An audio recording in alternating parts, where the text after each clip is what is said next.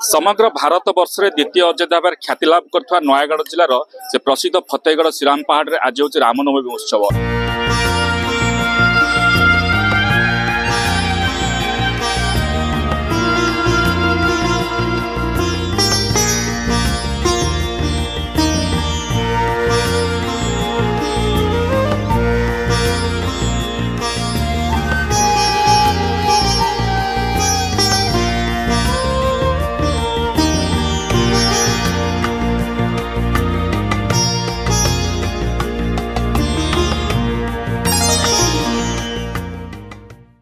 ए बसर रे किभली भाव में मंदिर ट्रस्टी पक्षर पुलिस प्रशासन पक्ष सब सुव्यवस्था तार चित्र आपन को देखा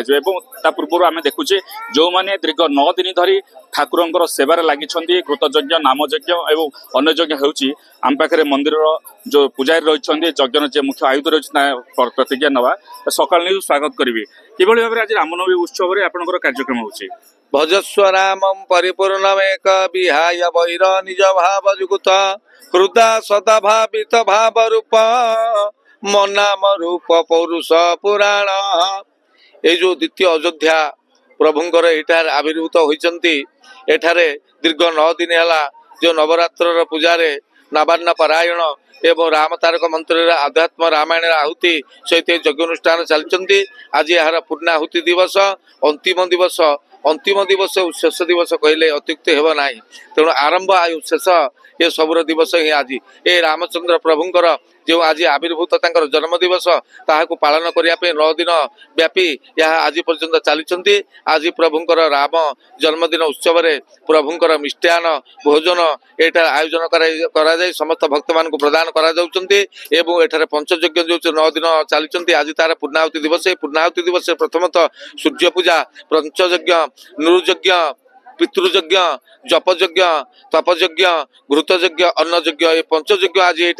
आयोजन करा जायछन्ती। पंचयज्ञ प्रथमतः सूर्य पूजा करा जायछन्ती तापर नामयज्ञ मंच उपर नामयज्ञ चारिछन्ती एवं घृतयज्ञ वर्तमान अयम आरंभ हेबे। तेणु सूर्य पूजा पर गोपूजा पर आवाहित समस्त देवादेवी पूजा एवं प्रभु रामचंद्र राम लक्ष्मण सीता हनुमानकर 16 पूजा कराजिबे एवं ए पूजा सहित तांकर आहुति प्रदान कराजिबे 1000 मंत्र तांकर मूल मंत्र राम तारक मंत्र आहुति प्रदान कराए सर्वदेवादेवी पूजा कराए संध्या समय तांकर आरती प्रदान आरती कराए पुष्पांजलि प्रदान कराजिबे एवं पूर्णाहुति कराजिबे। ए पूर्णाहुति रे समस्त भक्त मानकर जनमानस निजर मंगल कार्य करने निजर मनोवांछा पूर्ण करने सहित विश्वर मंगल पे आम समस्ते एकजुट हो पूर्णाहुति अंशग्रहण कर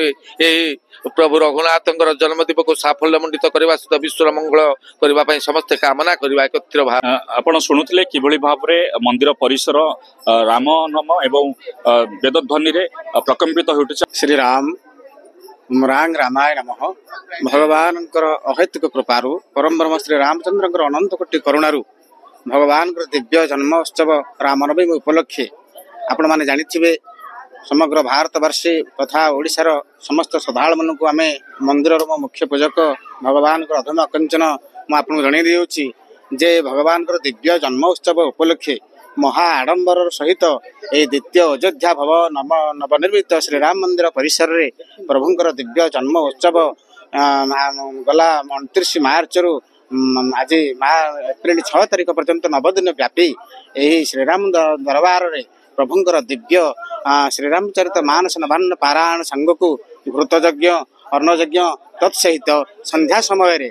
ओडिशार विभिन्न सुनामधन वक्ता मान कंठरू भगवान दिव्य श्रीरामचरित मानस पारायण कथामृत रे समस्त अवगाहित होते। तत्सहित समस्त श्रद्धालु मानक एठी श्रीराम मंदिर परिषद द्वारा जावतीय प्रकार सुविधा यातायात खाइबा पीवा गाड़ी पार्किंग इत्यादि जावतीय सुविधा करा जायछि एवं आज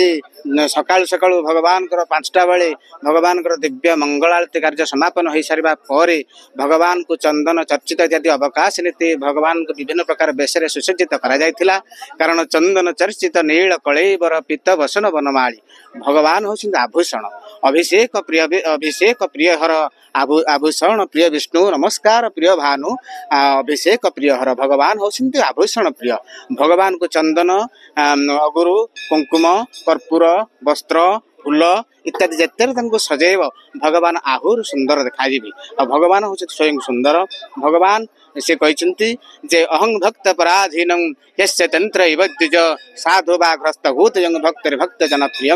मो भक्त पाई मु समस्त प्रकार सुविधा कर दे पारे तेणु भक्त मान हित पाई भक्त मान आनंद पाई प्रभु आज द्वितीय अयोध्या धाम ये निजे प्रस्तुत करछंती एवं निज निजे स्वयं प्रतिष्ठित हो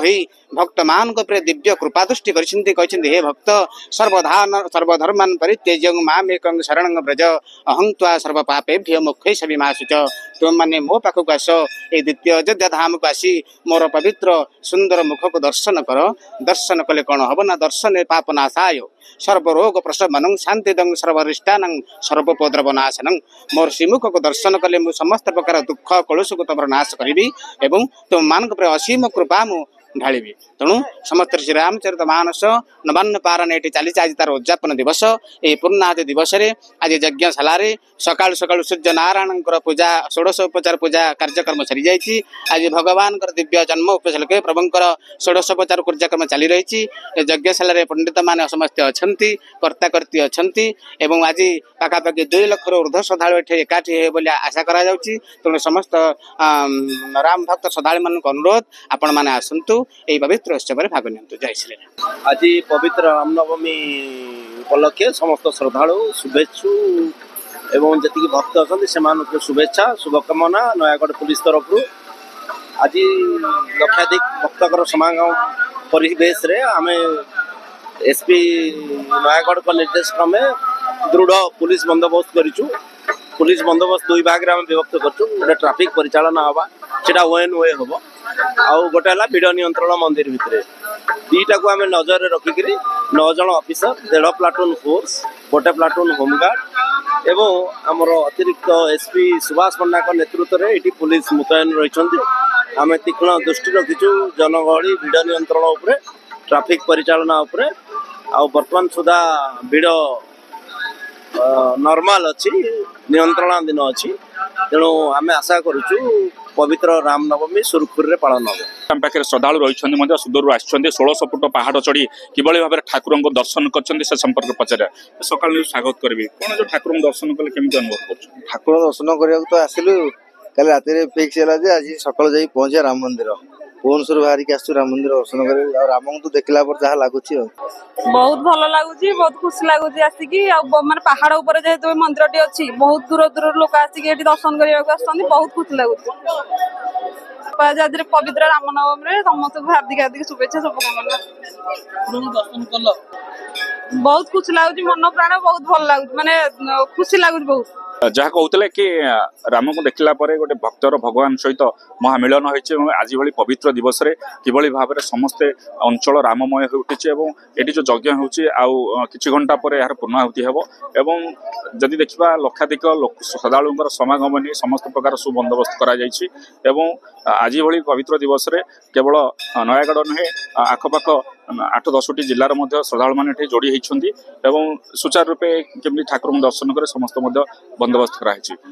खंडपड़ार जन्मेजय दले सकाळ न्यूज।